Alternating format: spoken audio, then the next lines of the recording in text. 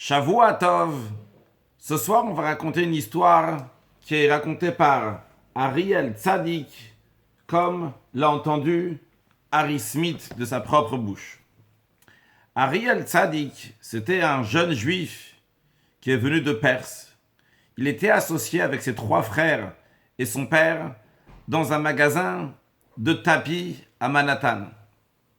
Voilà qu'un jour, lorsqu'il était dans le magasin, il voit devant le magasin une Mercedes qui arrive et le chauffeur qui descend vite de la voiture pour ouvrir la porte et quelqu'un qui sort très bien habillé avec un nœud papillon, avec une coiffe bien coiffée, et il rentre dans le magasin, il regarde les tapis, il achète un des très chers tapis qu'il y a dans le magasin. Pendant que le conducteur est en train de payer, voilà que ce monsieur, qui a priori avait l'air d'un Italien, regarde la photo du rabbi. Bon, Ariel Tzadik, il s'est dit, le rabbi, il a un beau visage, même un goy, peut admirer, voir, regarder le rabbi. Mais il voit quand même, lorsque le conducteur prend le tapis pour l'amener avec lui, il est encore en train de regarder comme ça la photo très profondément. Il y a même une larme qui coule de ses yeux de cet Italien. Alors Ariel Tzadik s'approche de lui et lui demande « Are you Jewish? Est-ce que tu es juif ?» Et ce monsieur, à la place de lui répondre, il lui dit « Est-ce que tu sais c'est qui ce monsieur dans la photo ?» Et Ariel Tzadik veut dire « Oui, je connais, il fréquente la yeshiva de Tom Chetim, la yeshiva du rabbi, quoi que ce soit, mais le monsieur ne lui laisse pas lui dire « Écoute, moi je vais te raconter c'est qui le rabbi. » Et après lui avoir raconté cette histoire, il lui a dit « Tu comprends, je sais très bien c'est qui le rabbi. » Quelle est cette histoire? Une histoire incroyable. Il s'avère en effet que ce monsieur est un Italien, un juif italien. Et il a de très très bonnes affaires. Et il avait un garçon qui s'appelait Roberto. Ce Roberto, ils lui ont donné les meilleures études, avec les meilleurs enseignants, tout ce qu'il y a besoin pour une très grande réussite. Lorsqu'il avait 18 ans, il l'a envoyé à Chicago dans une école de commerce. Pour cela, ils lui ont loué un appartement, une maison, très très belle maison. Ils lui ont donné une voiture et ils lui ont envoyé de l'argent chaque mois pour qu'il puisse réussir. Il s'attendait au meilleur de cet enfant, de ce Roberto. Et ce juif italien continue à raconter, il dit, après quelques mois, environ 6 mois après qu'il était à Chicago, on a entendu qu'il est tombé avec des amis dans la drogue et il se drogue constamment. On l'a appelé à la maison, on lui a demandé, on lui a supplié d'arrêter et il a promis qu'il allait arrêter. La seule chose, ce juif italien raconte, c'est qu'on ne savait pas jusqu'à tel point, il était tellement dans la drogue que ce n'était pas possible pour lui de s'arrêter seul. Il avait besoin de beaucoup d'aide.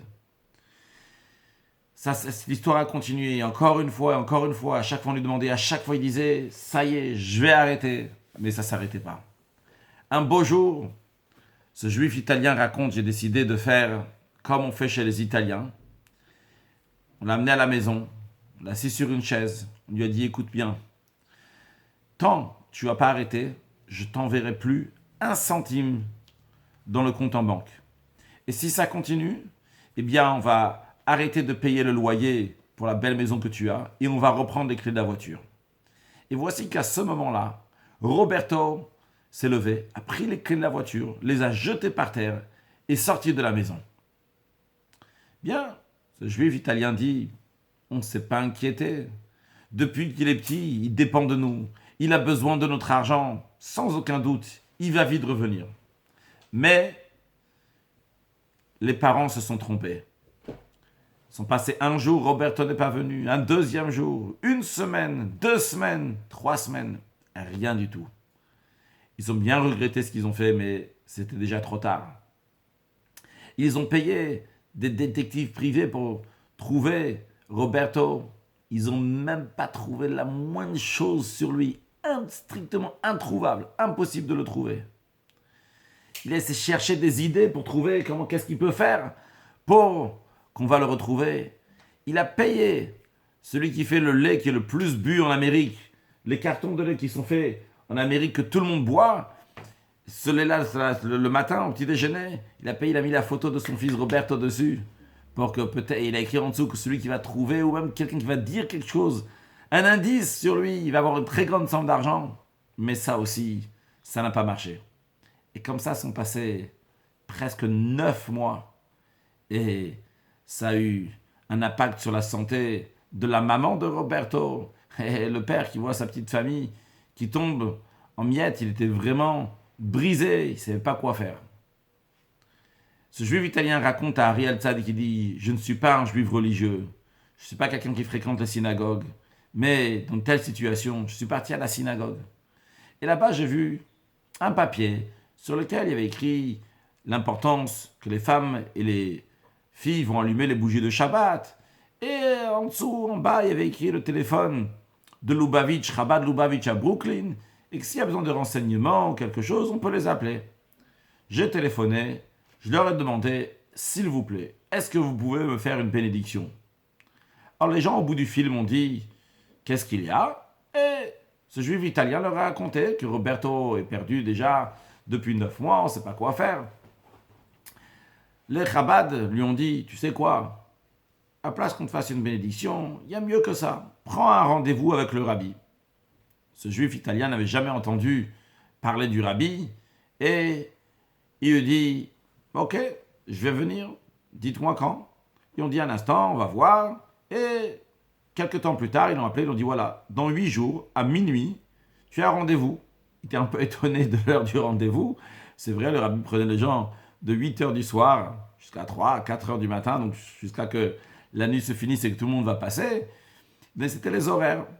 En tous les cas, il est venu avec sa femme. On lui a dit que si tu viens, si tu prépares une kippa pour te couvrir la tête, si ta femme elle vient, elle se couvre la tête, qu'elle soit bien habillée, etc. Et en effet, il a pris une kippa, sa femme a pris quelque chose pour se couvrir la tête, et ils sont venus chez le rabbi à minuit. Quand ils sont arrivés, on leur a dit que ce ne serait pas minuit, mais il faudra attendre encore une bonne heure. Évidemment, des fois le rabbi retenait certaines personnes, donc ce qui faisait retarder toutes les audiences qu'il y avait à la suite. Il a dit, si déjà je suis là, je vais attendre. Très bien, il a attendu. Lorsqu'il est rentré chez le rabbi, il avait tellement d'émotions qu'enfin, il voulait lâcher ce qu'il avait dans le cœur. Il avait prévu de parler en anglais, mais il a parlé en italien. En effet, d'ailleurs, le rabbi comprenait 26 langues. Donc, il y avait plein de langues que le rabbi pouvait comprendre, l'italien aussi.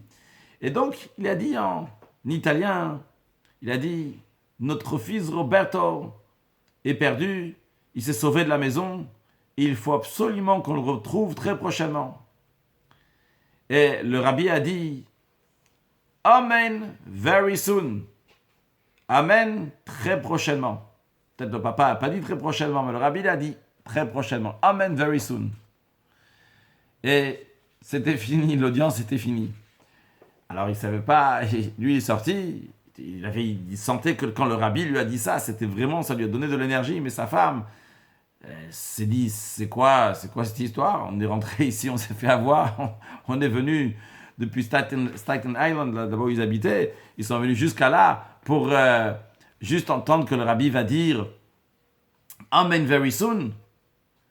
Elle a dit à son mari n'importe quoi, mais son mari a dit non, j'ai confiance. Bien, il sort de 770 Eastern Parkway, de la synagogue du rabbi, et il va faire démarrer sa voiture. Mais soudainement, sa voiture ne démarre pas. Alors, il ne le raconte pas, mais j'imagine qu'il n'avait pas une voiture qui tombe en panne souvent. Et comme lui raconte, il dit, ça ne m'est jamais arrivé, et j'ai essayé de voir où est le problème, etc. Au bout d'une heure, je n'ai pas trouvé quelle est la solution. Et là aussi, moi, j'ai commencé à être fatigué, et aussi, je me suis dit, bon, qu'on a fait tout ça, à venir ici. Mais ce juif italien continue, il dit, ma femme et moi, on n'avait pas eu le choix. On a dû prendre le métro juste en face de 770 Eastern Parkway. Tu traverses le sidewalk, la petite rue, et tu as directement le métro Kingston Avenue. On est descendu dans le métro. On a pris le métro. Et ce juif italien raconte, j'étais dans le métro, je regardais par terre, j'étais vraiment fatigué. J'en pouvais plus de tout ce qui s'est passé, moralement et physiquement, il est tard. Et voilà que j'entends tout d'un coup quelqu'un qui passe, comme beaucoup d'Africains le font dans le métro de New York, 25 cents, 25 cents, 25 cents, 25 centimes, c'est une manière de demander de l'argent. Mais il s'est dit, tiens, ça, c'est la voix de notre fils. Et il se tourne vers cette personne qui demandait 25 cents, 25 cents. Il voit en effet que c'est son fils. Il écrit Roberto. Et Roberto se tourne vers son père et il dit Papa. Et comme ça, ils se sont retrouvés quelques heures après qu'ils sont sortis de chez le rabbi. Une histoire incroyable. Le rabbi l'a juste dit Amen very soon. Amen très prochainement. Pendant 9 mois, personne ne l'a trouvé. Quand le rabbi dit Amen very soon, eh bien, ça va être very soon très prochainement que tu le comprends. Que tu ne le comprends pas comment ou quoi que ce soit. Parce que chaque mot du rabbi est très important et à prendre littéralement. Là, on est bientôt Yud Shvat, le 10e jour du mois de Shvat. C'est le jour que le rabbi précédent a quitté le monde. C'est le jour que le rabbi est devenu rabbi, ou de manière plus précise, le 11 Shvat, le rabbi est devenu rabbi. Cette année, on va célébrer 70 ans depuis le décès de Rabbi Yosef Yitzhak, 1950-2020, Tafshin Yud jusqu'à Tafshin Pei. Il faut se préparer, s'attacher encore plus au rabbi et savoir que ce que le rabbi nous dit, chaque mot est extrêmement important et chaque mot a une très grande valeur et s'attacher à chaque détail que le rabbi nous demande de faire, évidemment, d'agir, de rajouter de la lumière. Et comme le rabbi a dit dans son Mahamar d'intronisation, le premier discours chassidique, dans lequel il est devenu rabbi, le 11 Shvat, 5711, le rabbi a dit que le travail de notre génération, c'est d'aller, de diffuser, d'aller sur le terrain, entre guillemets, de l'ennemi, aller sur le terrain de l'autre, dans lequel il est dans sa zone de confort. A priori, j'aurais pu, moi, rester dans ma zone de confort, tranquillement, et faire ce que j'ai envie de faire. Mais pourquoi aller chez un autre? Le rabbi dit, ça, c'est le travail de notre génération, d'aller et de diffuser. Le rabbi a dit ça il y a presque 70 ans. Baruch Hashem, grâce à Dieu, de manière extraordinaire, le rabbi a réussi ce travail, qu'aujourd'hui, tout le monde, même ceux qui ne sont pas officiellement Chabad, diffusent le judaïsme et vont vers les autres aussi. Et le rabbi a dit dans ce premier discours que notre génération est la 7e génération depuis le premier rabbi de Chabad. Le premier rabbi de Chabad, l'Admour Hazaken, après le Admour Haemtsaï, le premier c'était Rabbi Shneur Zalman, le deuxième Rabbi Dover, le troisième le Tzemar Tzedek, Rabbi Menachem Mendel, le quatrième le Rabbi Maharaj, Rabbi Shmuel, le cinquième le Rabbi Rachab, Rabbi Shalom Dover, le sixième c'était le beau-père du Rabbi, Rabbi Yosef Yitzhak, et nous sommes la 7e génération, celle du Rabbi. Et le Rabbi a dit, de la même manière que Moshe Rabbeinu c'était le 7e depuis Avraham Avinu, Avraham, Yitzhak, Yaakov, Lévi, Kehat, Amram et Moshe. Et Moshe Rabbeinu, c'est lui qui a amené la Shrina, la présence divine ici sur terre, à travers le don de la Torah et la construction du Mishkan, du tabernacle. Eh bien, notre génération, c'est la 7e génération. Et c'est cette génération-là qui va amener la Shrina, la présence divine ici sur terre. Donc ça, c'est le rôle de notre génération. Ça peut avoir l'air des mots, on comprend pas. Mais c'est comme ça. C'est notre génération qui va amener Mashiach, Now, Shavuot Tov.